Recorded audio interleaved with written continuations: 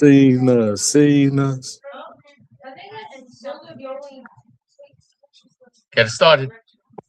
Welcome to Five Star Wrestling Fans Podcast. This is episode 5. The Corporal Punisher and the Brain, John McDonald. So, what do y'all want to talk about? Settle down, Cody. Settle down. I could resist, man. I could not resist. I knew that was coming, but I still have to say it. Well, let's see. You know, everybody's got their heroes in wrestling. You got your Hulk Hogan fans, you got your Macho Man fans, you got your Undertaker fans. But you got to remember, these guys didn't make it just on name alone. They actually had to go out and perform, and they had to do it on a consistent basis. And how do they do it? By beating the shit out of jobbers. You can call them jobbers, you can call them enhancement talent, but without a doubt, these guys who put the big guys over are the unsung heroes of the wrestling world. Yeah, so as Pat Patterson or Dwayne The Rock Johnson would say, jabronis. Exactly. Or as my dad would call them, cannon fodder. Indeed. And there were plenty of guys who were cannon fodder over the years. Oh yeah. We're going to touch on some of the more well-known ones. Who comes to mind first on your list? I'll tell you who mine is, but tell me who comes to mind first for you.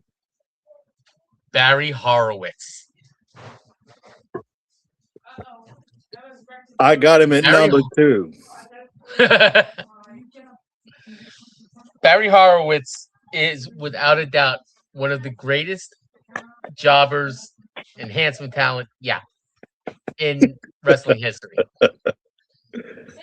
That whole gimmick of patting himself on the back before the match, that just made it even more hilarious when he got his ass handed to him every week.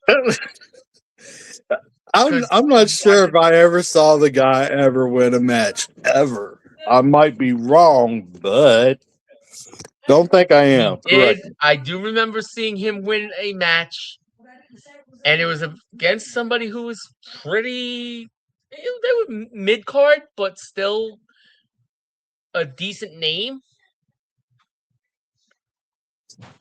He beat Skip from the Body Donnas. Oh, way to go. Yes, indeed. Pat himself on the back. And he beat him with a roll-up pin. He beat him with a schoolboy. Way to go, Barry Horowitz. Exactly. If you're watching. But I'll tell you for what. You, buddy.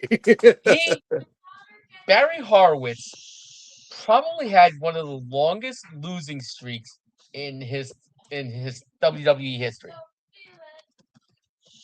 Yeah, but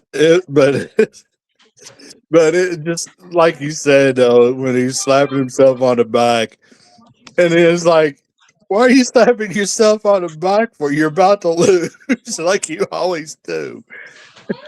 But it was hilarious. But number 1 on my list, Steve Lombardi, the Brooklyn Brawler.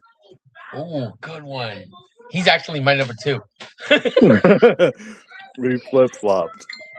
Yeah, exactly. But even before he was the Brooklyn Brawler, he was still a jobber. Mm-hmm. We're just going by Steve Lombardi. But I think, if correct me if I'm wrong, but wasn't Bobby the Brain Heenan the one that called him the Brooklyn Brawler? I think he got the name from the other Brain. The original Brain. Yeah.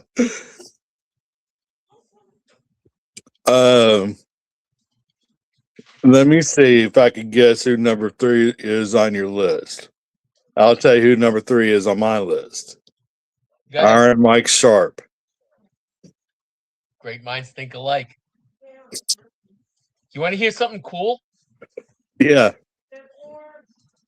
You know our friend Magic from Jersey All Pro Wrestling. You've seen him on the show on the Brain Trust podcast a couple of times. Okay. Iron Mike Sharp trained him. Wow. That's awesome. Yeah. I mean, honestly, even though this guy was cannon fodder, but I always thought Iron Mike Sharp, he was actually a good wrestler. He could go. Yes. He could make himself into a name if he wanted to. He chose to be an enhancement talent. He chose to take the beatings. Right, and he was billed as Canada's greatest athlete. Yeah. And do you remember what he always had on? He was the Canadian version of Cowboy Bob Orton because he had that arm brace. Oh yeah. Now, Ace Cowboy Bob Orton would have the cast on. Mike Sharp had the leather arm brace, and he would turn it so the actual brace part, the metal part inside, was facing out, and he would hit you with a forearm to try and knock you out. Yeah, I'm kind of kick back a little bit, get a little bit comfortable. Wrong with that. Number 4. I don't really have, after the top 3, I really don't have, not necessarily in any certain order, but S.D. Jones. He would win occasionally, but he had, I guess he's known for having that match against King Kong Bundy at one of the WrestleManias. Of course, WrestleMania 1. Bundy 9 won. seconds.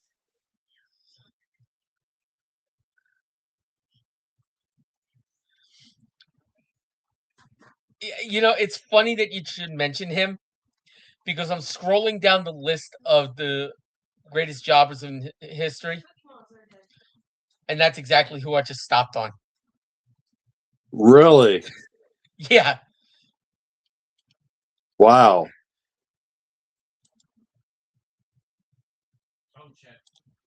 But who do you have next on your list?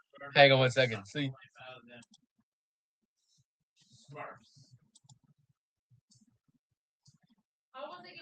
See it?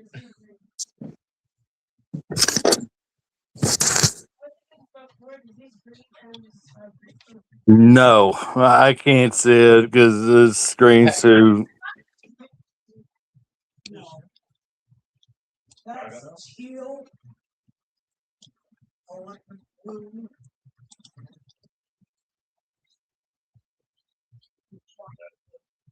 I just highlighted his name on the screen. Yeah. Let me see if I can pull that screen up a little bit. Yeah, you may not be. Yeah, you get SD Special Delivery Jones. Yeah, so. Yep.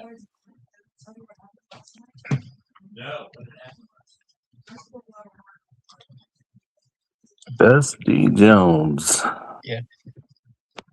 Now, before we go on with the list of jobbers, let's bring up somebody who would take great pride and pleasure in destroying said people.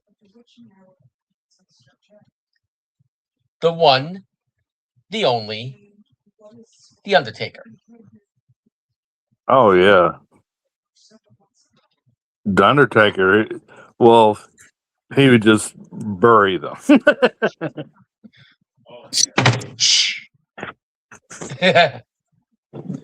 Yes, he would. He would literally bury them because he would put dirt on them.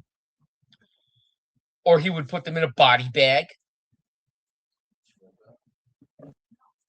He would make them rest in peace.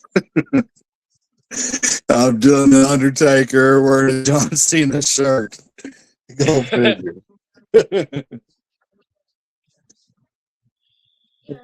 So let's see, here's a person that actually turned out to be really decent, really good wrestler, and his secondary character had a better run than his original character. Lanny Poffo. Leaping Lanny. Yes. Yep. So I got him on my list too. I tell you what though, he wasn't actually a jobber until he went to WWE, because when he wrestled around here locally, here in Kentucky, he wrestled for a company called ICW Wrestling. Now I'm not talking about the ICW that's in United Kingdom right now, but at the time, I know the company you're talking about. That was his father's company. Yeah, so we had Randy Savage, Leaping Lanny Poffo, Ronnie and Garvin. Their father Angelo. Yeah, Ronnie Garvin. We had those guys, Pistol Pez, Watley. But yeah, Leaping Lanny he was one of the top guys at the time. He won. Oh, yeah.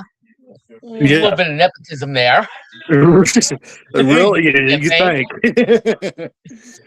But yeah, when he goes to just look. I'll give you a perfect example of nepotism. Triple H. Granted, he was very good as a wrestler, but when you're banging the boss's daughter, you get certain privileges. It's as simple as that. Yeah, it's a little fringe benefits there. Mm-hmm. You think? But yeah, so he goes to WWE, Leaping Lanny, and he gets the Genius moniker. And he comes back to WWE after the Leaping Lanny character, and he becomes the Genius. Right. Yeah. Yeah. Right.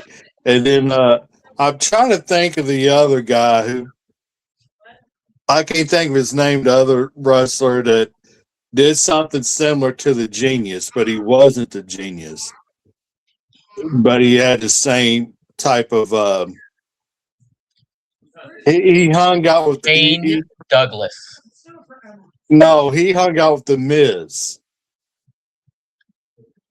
Oh, Damien Sandow. Yes. So he was Mizdow. Yeah. Damien Mizdow. Yeah. That was one of the dumbest things I had ever seen, because Damien Sandow was a very good wrestler. But his whole shtick with the Miz was hilarious. Oh, no doubt. It was hilarious. He would be outside the ring mimicking every word that the Miz would say. And everything that happened in the ring. Yeah. That itself takes talent. Yep. Oh, yeah. Do you remember the Mulkey brothers? I do. They're actually on that list that I have pulled up. Me too. So it's somebody I have on my list. Here's somebody else, the next guy. And this one was hilarious. He was a funny jabroni. And this guy made fun of one of the top wrestlers, arguably one of the top wrestlers of all time. A lot of people don't like him, but there's a lot of people that does. Bill Goldberg's jabroni, Gilbert. Dwayne Gill. I know exactly what you're talking about. But you know what? I'm one of the naysayers. I didn't like the whole Goldberg doppelganger bit. He would come I out and he would do the whole thing, imitating Bill Goldberg and all the sparks flying, and he would stick his tongue out. I know the John. I know the gimmick. You don't have to explain it to me. I know, I know. I'm But just I mean, telling the audience how it was just listen. it I was don't think there's funny. I don't think there's a wrestling fan out there right now who has watched any WWE from the 80s through now and WCW from the 90s through now who doesn't know Gilbert. True.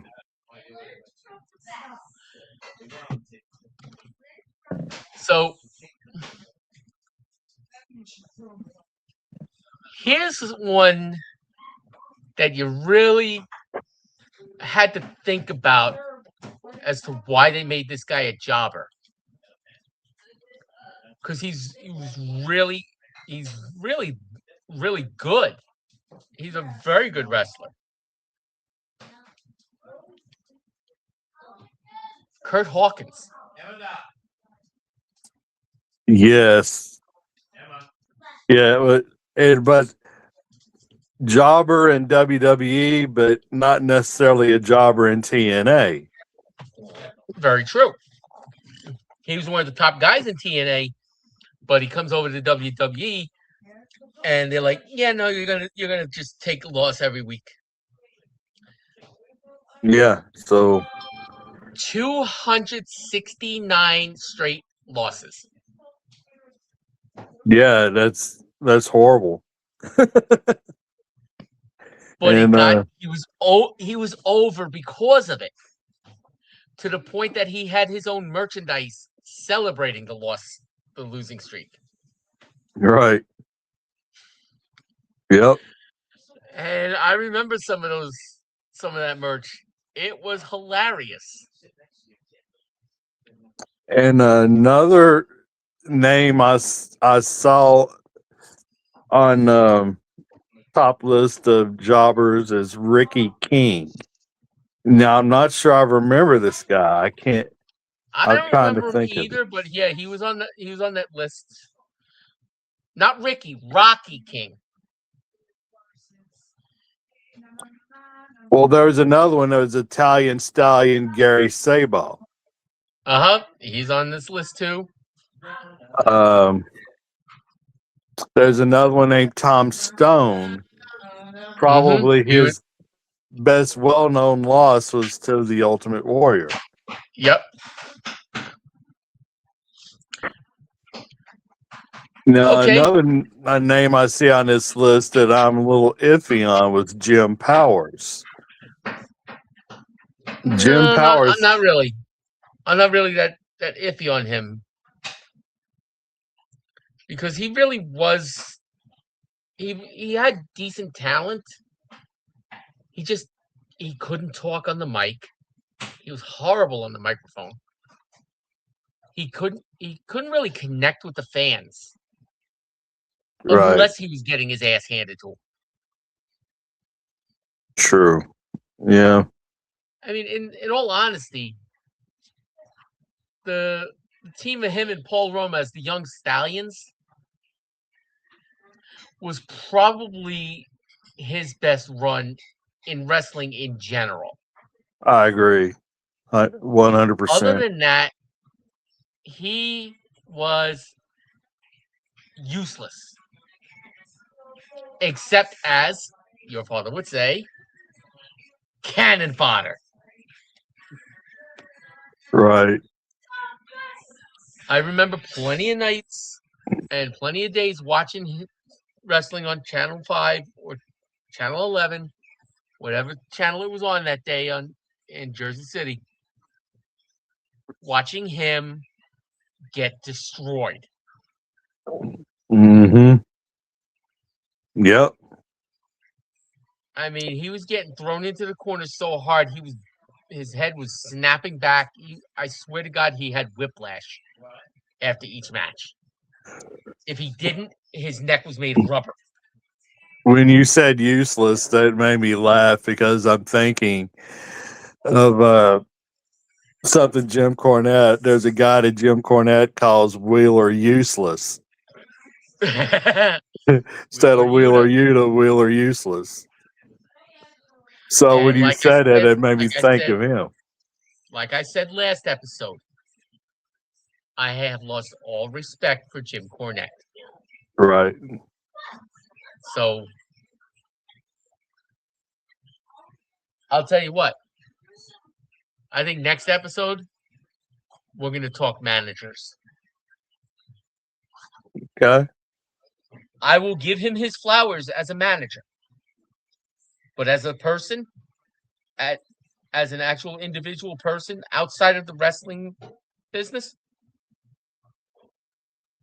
want nothing to do with him. I don't want to talk about him. I swear to God, I've said it before and I'll say it again. If I ever see him, I will curse him out.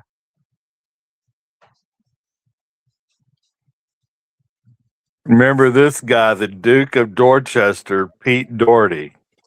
He just recently passed away. God rest his soul. You know what? Let's hold that thought for a minute and let's do something for him. Okay. Okay, let's see. Back in here.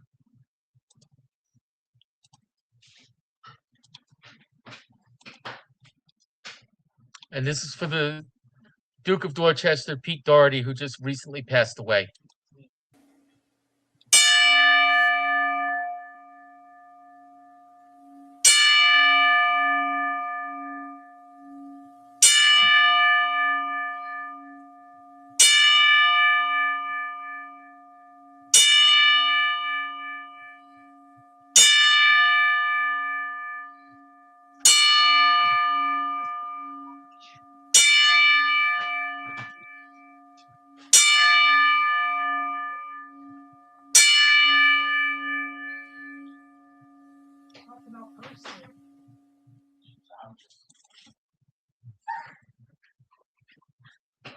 Yeah.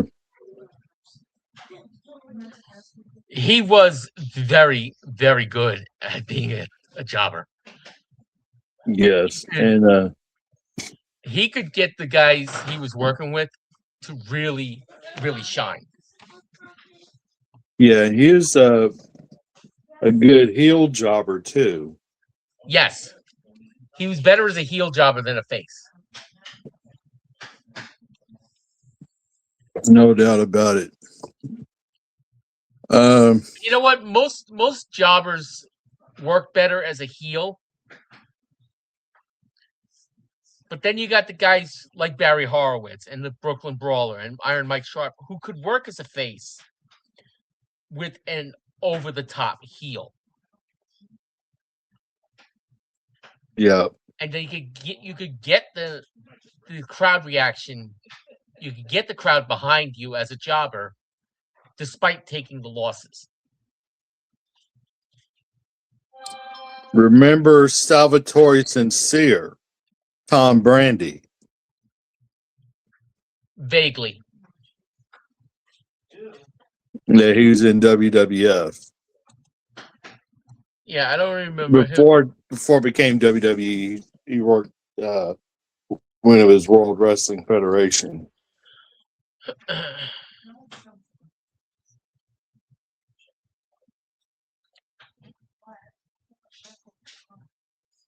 And then we got Sean Stasiak. Remember this guy? I remember him. But before we talk about him, let's step over to the ladies' side of the roster. Okay. Who you got? Rosa Mendez. Oh, yeah. She definitely was. Yeah, she was certainly a women's jobber, no doubt about it. 884 days without a victory. and only 10 wins in 2010.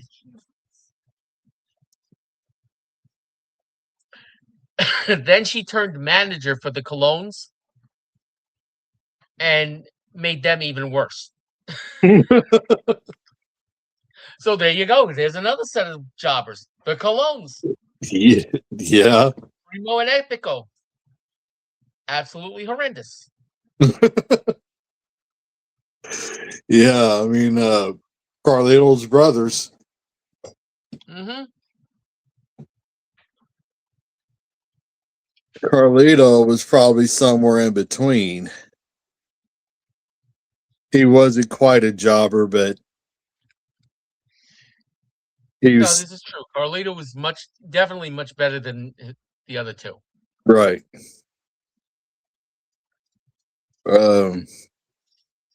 Who else you got on the women's list? Really, that was the only one I could see on the list so far. Here's one from the ECW days. The Blue Meanie. The Blue Jabroni. Oh yeah. Oh yeah. Yeah. Oh my One God. who caused JBL to take the ultimate chair shot. Yeah, I'm trying to think of the other guy what the other guy's name. Him and Blue Meanie and the other guy, they always hung out with Raven. Raven pretty much told him what to do, controlled him. Stevie Richards. That's who I'm trying to think of. I love watching his channel every once in a while. Yeah, I do too. Crazy shit. Yeah. I remember him doing a collab video with Maven. Yep. Where they watched like some of the worst bumps of all time. And just some of the bumps that they watch, like, ow. Remember the BWO, the Blue World Order? Yeah, I remember them. Oh man. Oh. Got a good one for you. Okay. He was the leader of the Job Squad. Al, no. Yes. What does everybody want? Ed. What does everybody need? Ed. But I mean, he was very good at being a jobber. Yeah, and in this day and time, he operates Ohio Valley Wrestling. Mm-hmm. So, this is the guy. He was such a big part of the 90s back when the Attitude Era. I mean, he's such a big part of that. Even though he lost most of his matches, but very few people got a louder pop than what he would.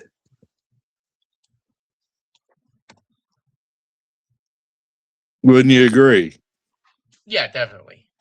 Yeah, because I mean, he had the crowd eating out of his hands.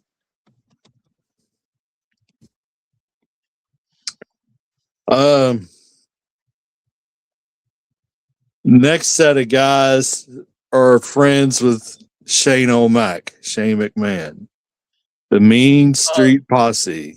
Oh my God! Don't even. Pete Gas, Rodney Abs, Joy Abs.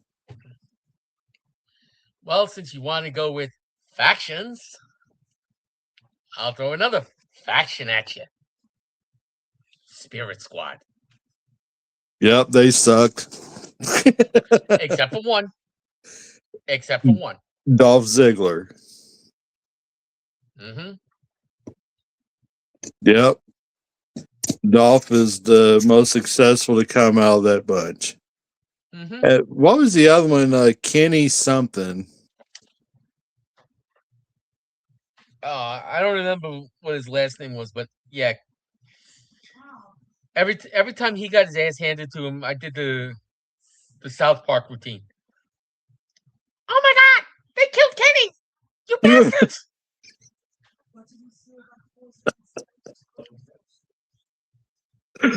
Oh man. Okay, so Let me see. I got a list of some females who were jobbers, and it's broken down by era, from the golden and attitude eras. You had Velvet McIntyre and Judy Martin. And believe it or not, later on, the Fabulous Moolah. Fabulous Moolah was once a jobber. Was a jobber later in her career, yes.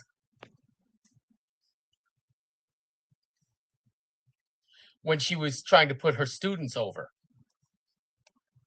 Oh, okay. Because I guess what I remember the most about the Fabulous Moolah is when she was involved in the Rock and Wrestling feud where she was going up against Wendy Richter and all of them. And of course, that's when Hulk Hogan and Mr. T had their feud with Roddy Piper, Ace Thornton. I remember that. Cyndi Lauper was in with them, and Lou Albano. Yep. Yeah, those are. Let me see if you can guess this guy. This wrestler retired after suffering a serious head injury in Puerto Rico. He later sued WWE for $7 million. But this guy was a jobber. I don't remember this one. Tiger Ali Singh. Okay, yeah.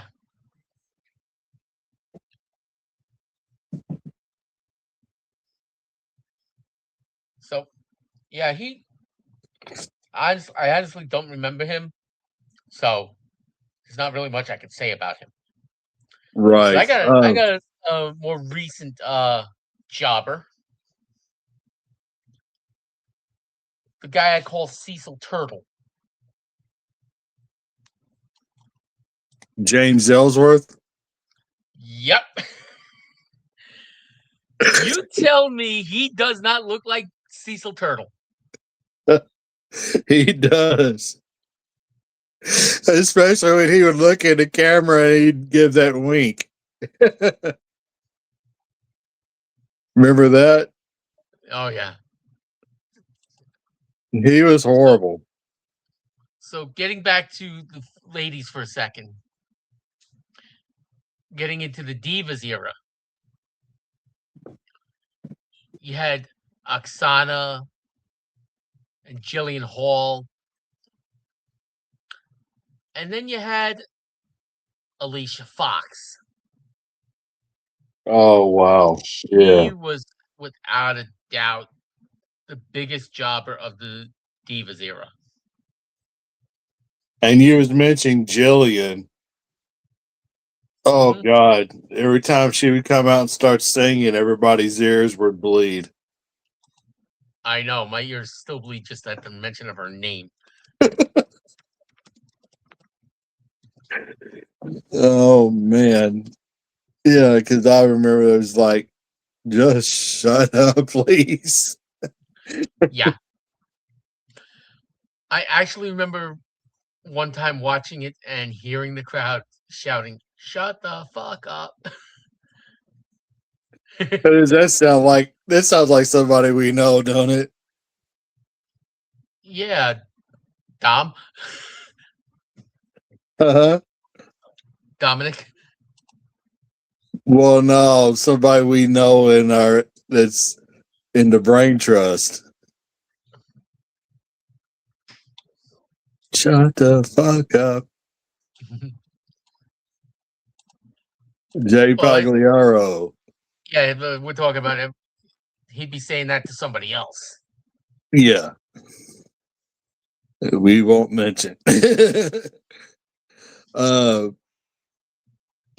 Another one. See if you remember this guy, Beaver Cleavage, also known as Chaz, also known as Headbanger Mosh. Oh yeah, the And headbangers in general. him and Headbanger Thrasher, they both still wrestle on the indie scene. Mm-hmm. Do you know much about Johnny Rods? Do you remember him much? I remember him a few times, but to be honest with you, he was so unimpressive that it's easy to forget about him. Right. I mean, Uh, there are jobbers that are impressive in their losing abilities, and then there's guys who are just there to go through the motions, you know.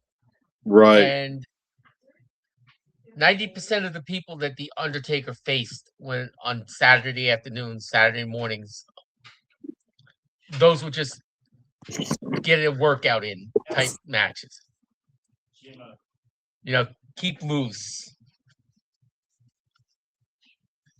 You know, and it's just there's certain times that you need real talent to challenge your big stars.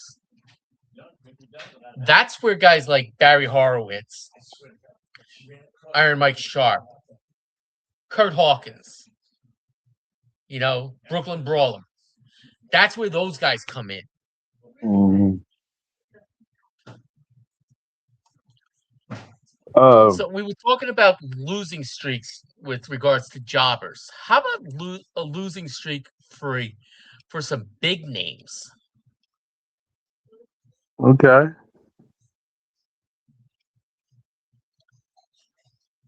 Shelton Benjamin had a 2-month losing streak.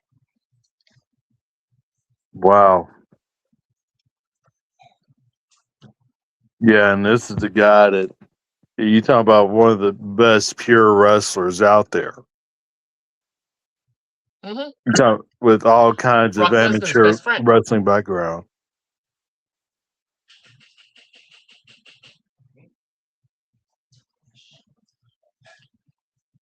Then here's another one. John Morrison. Yeah, and John Morrison.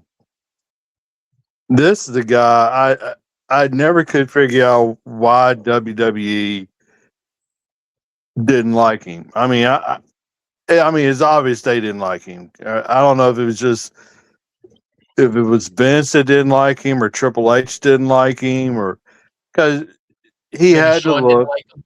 who Shawn Michaels. right.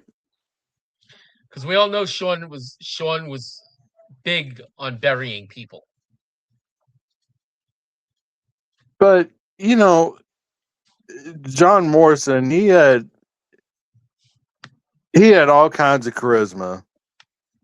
He had the athleticism.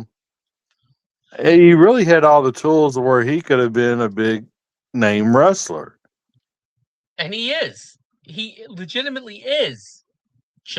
He just didn't have that ability. He wasn't given that opportunity in WWE. No. How about But somebody else? but back up for a second. To me, John Morrison's best wrestling ever was in Lucha Underground. See, I'll have to say he was great there, but I really liked him in TNA. Yeah, I'll have to say that too. TNA, he was great. He was great in both TNA and Lucha Underground. Hmm. Go ahead. Who are you getting ready to mention? I got kids, man. Heath Slater, Heath and Slater. that's actually who I was getting ready to mention because 3MB, you had Heath Slater, Drew McIntyre, and Jinder Mahal as a unit, and 3MB. that was horrible. Where they come out there playing air guitars, Yeah. but out of the three, Heath was a legit jobber. Hmm. Jinder Mahal, I heard an interview from this guy one time, and I used to wonder why he was so horrible out there. And I've always been probably overly critical, and probably unfairly so. But a lot of it wasn't his fault. It was Vince McMahon telling him to go out there and just flex your muscles and stuff like that. Yeah. And he wasn't allowed to do a lot of the wrestling moves that he actually wanted to do or anything like that. And you're Hmm. talking about a guy that just all of a sudden, out of the clear blue, was handed the WWE title, the championship. I mean, Yeah. this is like he just pulled the championship belt right out of his ass. And I Hmm. remember this guy is a jabroni. He's a jobber. Why is he getting a WWE title run? And it just came from nowhere. Yeah. That I was hate when they do that. it. I never understood why they went there. And then when he loses the title, he goes back to being a jobber again. It's like he had momentum and they never built on it. It's Nope. like they all of a sudden wanted the fans to forget that they made him the champion. And this is where I'm. This is one of those times where I'm very critical of WWE creative because none of that made sense to me whatsoever. None of it. Why would you go through all the trouble building him up, giving him a championship run, then tearing back down all over again, where they could have actually built on what they started? I always felt like Jinder Mahal, if he had, if they had given him a top-notch submission hold, something like what the Iron Sheik had. I mean, there is no telling how big he could have been Hmm. because he had the physique. And, this is one of the guys you could tell he works his ass off in the gym. He does. You don't get the physique like that just, sitting on a couch eating Twinkies all day. I mean, this No. guy worked his butt off. And I just never, I don't think he ever got the just due that he really should have. Drew McIntyre. Here's another guy from 3MB. I think all that was a way of punishing him because I guess he had some backstage problems in WWE, and so this was a way for Vince to bury him, and before they eventually released him. And thank God he goes to TNA because when he went to TNA, he actually learned to wrestle. He Hmm. becomes Drew Galloway, and then when he did get a chance to go back to WWE, look what he's done. Yeah. He has become. He earned a moniker, the chosen one, that Vince McMahon originally gave him, Yeah. because he has been absolutely phenomenal since being back in WWE. But I really credit the people at TNA for turning his career around. Yeah, definitely. Definitely.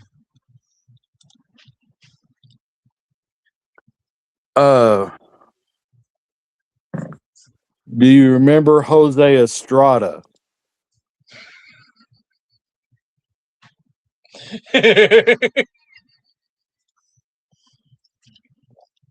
Yeah. Yeah.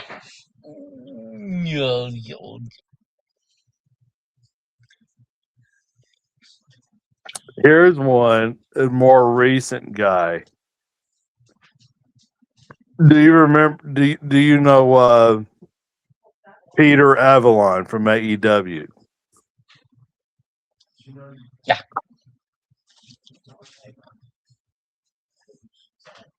Absolutely horrible. Yeah. Super jabroni. So let's say who. Yeah, let's look at some. Let's look at the AEW roster and see who they've who's technically a jobber.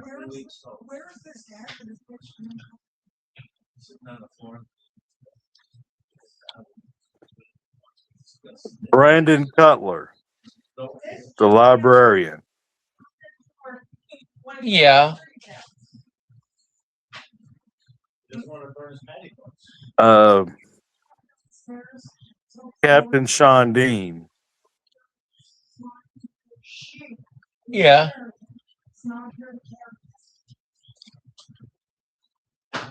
But I kind of want to back up a little bit. Let's go back to WWE and talk about Pete Dunne. Now, Pete Dunne Oh my God. he's not a jobber as Pete Dunne, but he is a jobber when he was doing the Butch character. Oh, absolutely. That was one of the worst things they ever did to that man. The man has so much talent. Yes, he's like one of the best in ring guys that you could ask for. Yeah. And I'm like, why on earth? And I think this was Vince McMahon's brilliant idea to make him Butch. Mm-hmm. And when I say brilliant, I'm saying sarcastically, of course. Oh yeah, absolutely. Because that was just disgraceful, honestly. For a guy of his talent. Mm-hmm. So in in AEW, I literally have to say that this women's tag team have been treated as jobbers. I think I know who you're going to say, but go ahead. Tell me who you think. I'm thinking you're about to say Ty Mello and Anna Jay. Actually, no.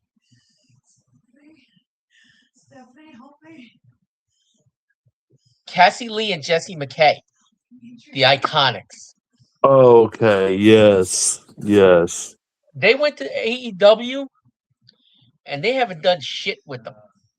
No, not at all. But this is another thing that actually irritates the piss out of me, because you got it's not just Tony Khan that does it, but WWE does it too.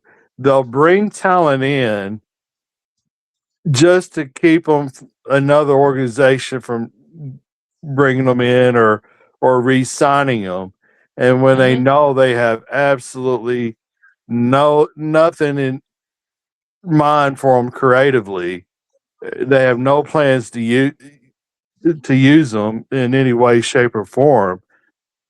I mean, a good example of this is Blake Monroe in WWE. You can't tell me that she should not have stayed in AEW. Oh, absolutely, she should have. Because she was top level in a women's division in AEW. AEW Women's World Champion. WWE has not done shit with her. And look what they're doing now. They brought her to the main roster. God, how long has this been now? 2 months at least. And she still hasn't made her debut on SmackDown. They're doing these stupid vignettes. Oh, like the Veer Mahan type bullshit. Oh God, enough already, WWE. Enough. Yeah. Triple H, get with it, dude. Do something with her for Christ's sakes. Put her on TV. We don't need any more vignettes. Have her give her a good storyline. Put her against somebody. And good God, where is Jordan Grace? Another one they're burying like a jobber, and it pisses me off because she's so fucking talented. Oh God. The woman's got so much talent. I mean, she's got more talent in her tip of her pinky finger than what most of them could ever hope to have. And she's being buried for what reason? I have no idea. And last I heard, she had a match on main event, and I'm not talking about Saturday night's main event. I know I'm talking, what you're talking about.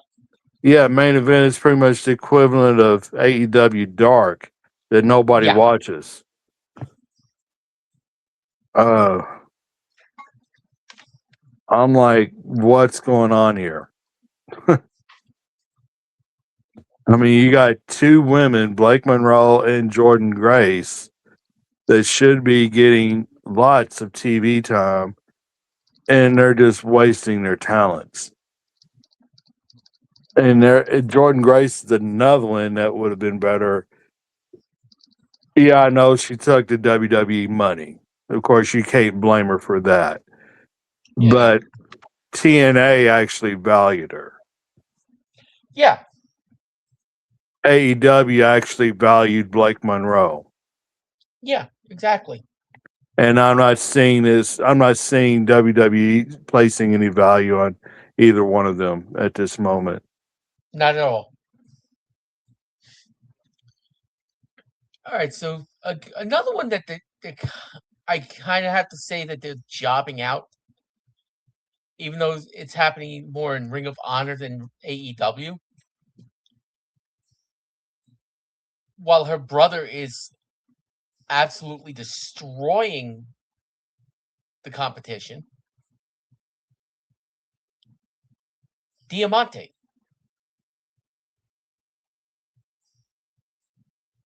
Yeah, because you don't really hear much about her. It's almost like a forgotten name. And actually, I don't know. I must be in the dark on this, but who's her brother? Casey Navarro. Okay. Yeah.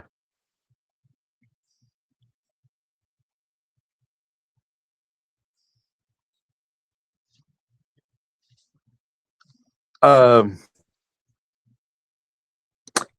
name I want to mention, and this is another guy that you could say was a jobber, but he had another character where he wasn't a jobber. And I'm talking about Bo Dallas. When Bo Dallas was in NXT, he was the former NXT champion. So he certainly wasn't a jobber. But when he gets caught up to the main roster, he becomes a jobber. Bullshit. And then, of course, later, everybody knows it's Bray Wyatt's brother, and he does Uncle Howdy. So he was no longer a jobber, but now he finds himself out of the company. Yeah. The whole faction is gone. Yeah, every one of them. So, who do you think, if any, once the 90-day non-compete clause is up, do you think Bo Dallas ends up in AEW or TNA or New Japan Pro Wrestling or MLW? I think Bo ends up on the independent circuit.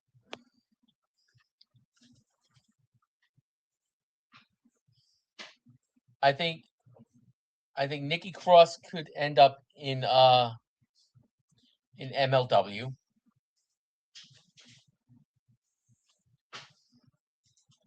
Joe Gacy and Dexter Lumis could end up in AEW.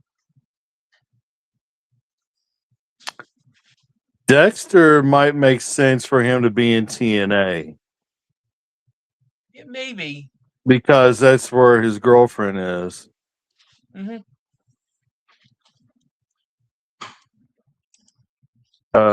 Yeah, Indy.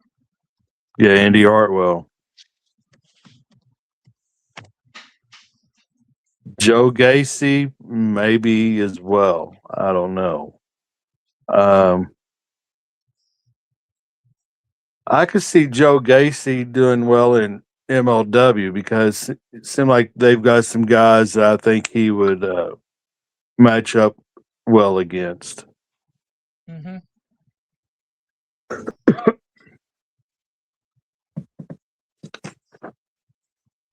Let's see. Do you remember George South? Not really, because he was just so horrible. Yeah, so another one on the list there. You got any more? Trying to think of some other ones, you know.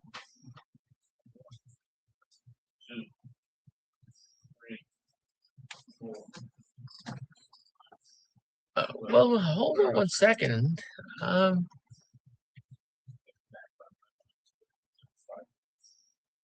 You know how you were talking about Dexter and Indy? Mm-hmm. No, not anymore.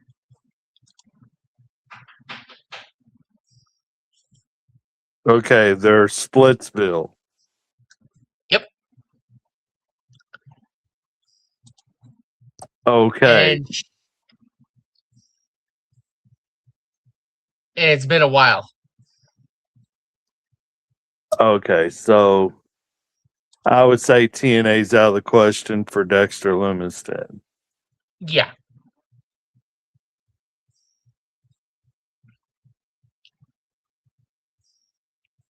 And I know this isn't part of the topic, what we're talking about tonight, but who do you think replaces Tommy Dreamer? Do you think it will be Road Dogg, Jesse James, replacing Tommy Dreamer in creative in TNA? Honestly, I don't know because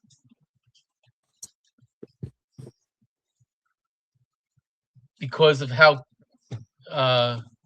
acrimonious it was with the split between him and WWE.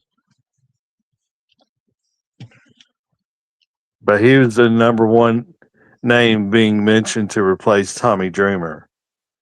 Well, and if that's the case, then good for him. Mm-hmm. But I got another female who's been treated as a jobber, who's insanely talented. Right now, she's on the physically unable to perform list in AEW. Penelope Ford. Who? Penelope Ford. Oh, yes. Yes, Penelope Ford. Yep. So she's pretty much Megan Bain's sidekick. Mm-hmm. Hmm. So I'm wondering if when Penelope Ford does get well and she comes back, will she be a third member of Megan Bain and Lena Cross? Or will she be served like maybe a managerial role for those two? Or will she split off on her own, independent of them? Well, wasn't she with Julia Hart and that whole crew? No. No, because when she was.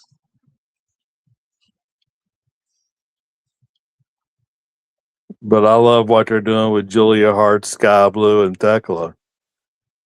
Oh, absolutely. Tekla is absolutely insane. She is hilarious. I love Tekla. I do too. And that one night, that one promo she did, I was in tears. I Oh was my laughing god, so hard. I was crying. I was laughing so hard with that one. But let's see. You know somebody who's they've been kind of treating as a jobber, despite how good she is in WWE? Zarya. I don't know if you can actually say that now because Zarya is the new North American Women's Champion. Yeah, I know, but they were treating her as a jobber, especially in her little feud with Sol Ruka. Yeah,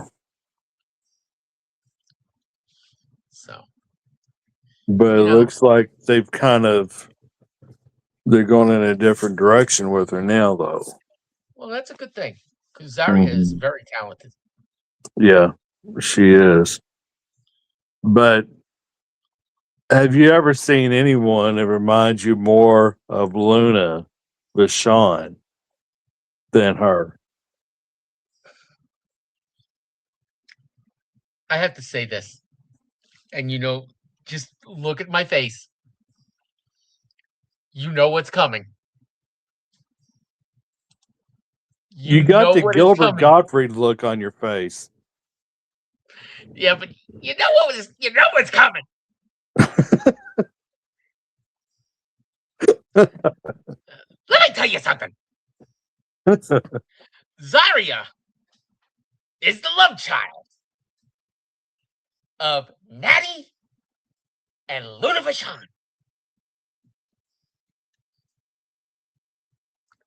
Tell me I'm wrong. There you go. Another love child alert.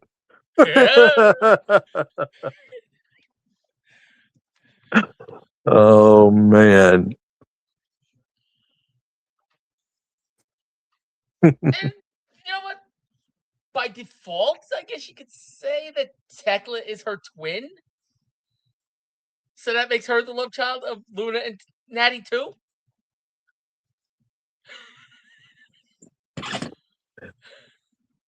I would say Tekla is a lot more attractive. Oh, without a doubt. Without a doubt, Tekla is more attractive. Yeah, it's not even close. But I mean, just in their general look is a perfect combination of Natty and Luna Vachon. Yeah, I can see it. With the wild hair and the wild makeup.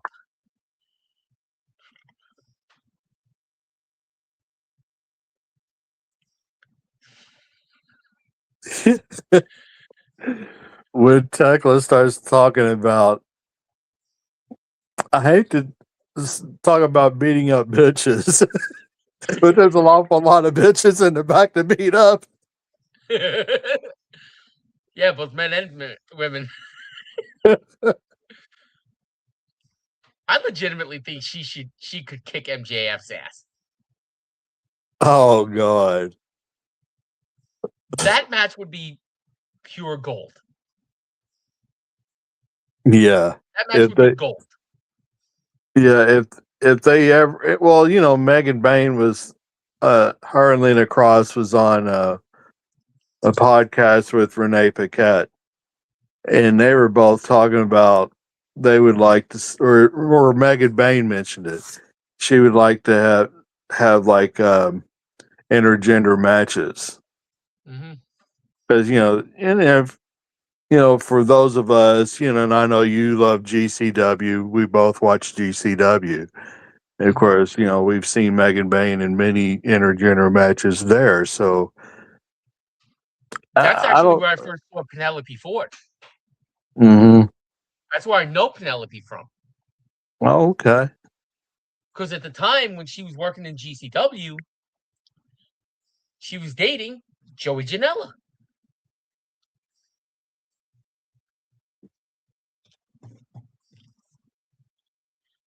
Mm. And I was working a show with GCW one time, and Joey did a flip to the outside, and when he landed, I was standing right by ringside. I was watching, and I saw his body go one way and his knee went another. And I was like, and I just cringed. I said, "Oh, he just tore something," Mm. because you could almost hear the pop. Ouch. And I was standing 15 feet away, Mm. and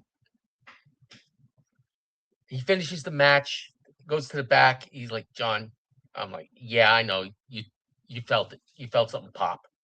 He's like, "Yeah." So then I got on I got into Facebook and I said, "Listen, I need the name of a good orthopedic, like right now, asking for a friend."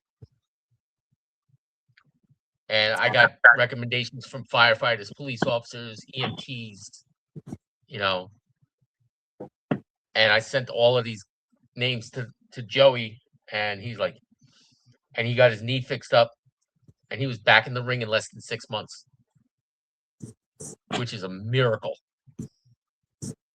Yeah. Because ACL injuries, they take forever to heal. Yep. His ACL was torn 3/4 of the way through.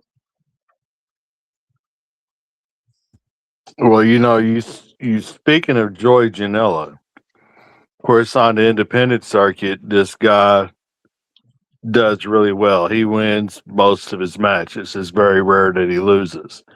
Yeah, But in AEW, he that's the was a guy for jobber. jobber. Yes, definitely. So as we were talking about him, I was thinking that. Ooh, I just thought of somebody who was a jobber in WWE, but now is an absolute monster. Okay. PCO.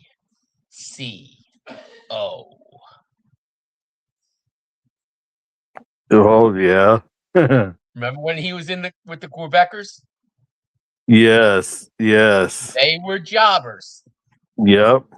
They were a jobber tag team. And he ended up taking 90% of the pinfalls. Hmm. He went into that Frankenstein monster routine, and he's been virtually unstoppable. Yeah, and this has got. I mean, I wonder what happened with him in TNA. I don't know, but you know what? If he found greener pastures elsewhere, then good for him. Because he really is. He's a nice guy. He's a great guy to sit and talk to. Well, the last show that I've heard that he was on was Maple Leaf Pro Wrestling. Yeah, he's doing a lot of work with MLW, so that's good for Mhm. him. I mean, it's up in Canada. It's where he's from. So good for him. He's entertaining his hometown crowds. Yeah, I can't think of his name. The guy that runs Maple Leaf Pro Wrestling. He used to run TNA. What? My mind is blank. Help me out. Uh, but yeah, he Scott.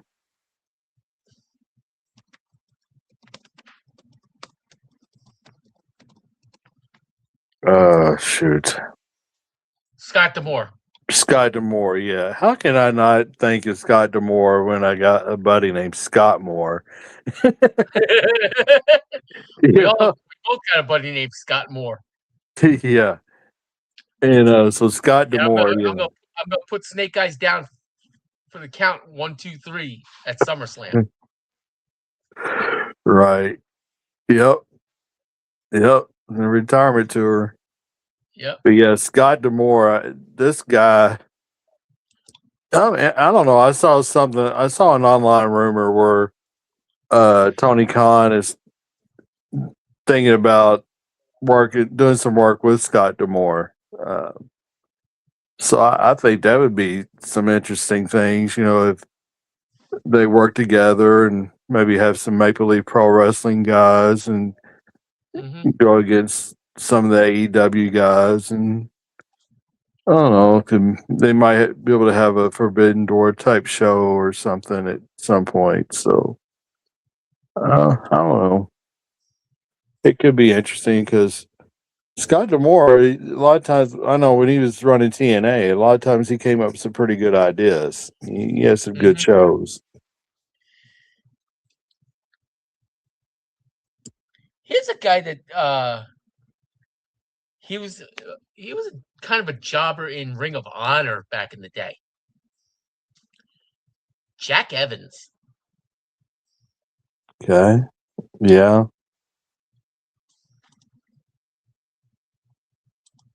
Yep. Do you remember the name Mike Jackson? No, not a bit.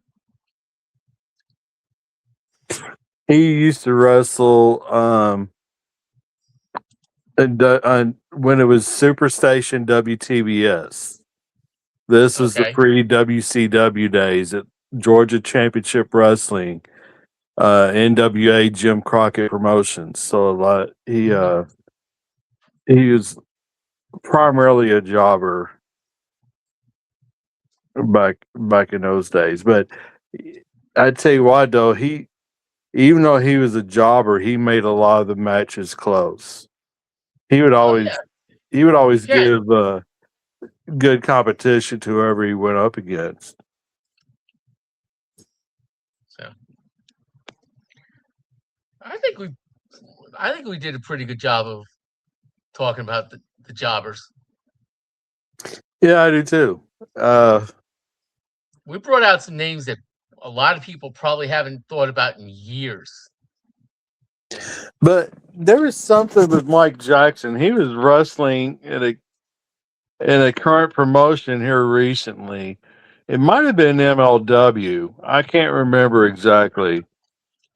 I'd have to look it up, but I remember he wrestled on one of those shows, and I think he picked up some wins or picked up a win. So, but I don't remember now who he went up against. But it seemed like it was MLW. I might be wrong. Knows TNA. TNA, okay. He lost to Mance Warner back in February. Oh, okay, yeah. So Mansur's back on the independent circuit now. He's no longer with TNA. Yeah. And that surprises me. I would have thought TNA would have done something with him. Because to me, Mance Warner is kind of a throwback to Terry Funk. Guys like that. Yeah, Terry Funk and Cactus Jack. Mm-hmm. Yeah, he's kind of built from the same mold. Mm-hmm. Crazy as a loon. Yeah, and really, wrestling right now needs characters like that. I really think so. I really think a lot of the big name wrestling shows needs people. It needs characters like that to kind of make it different. Yep. So I think next week, talk about some of the best and worst managers of all time. Yeah, and I think maybe later on in the week, we've got a lot of big shows coming up this weekend, a lot of premium live events, pay-per-views. Yep, we got NXT Great American Bash on Saturday and Forbidden Door on Sunday. Yeah, and also NXT. We've got an NXT show coming up, WWE. So That's what I just said, John. That's what I Yeah. just said. NXT's running the Great American Bash, right, and AEW has Forbidden Door. right. So we can maybe cover those.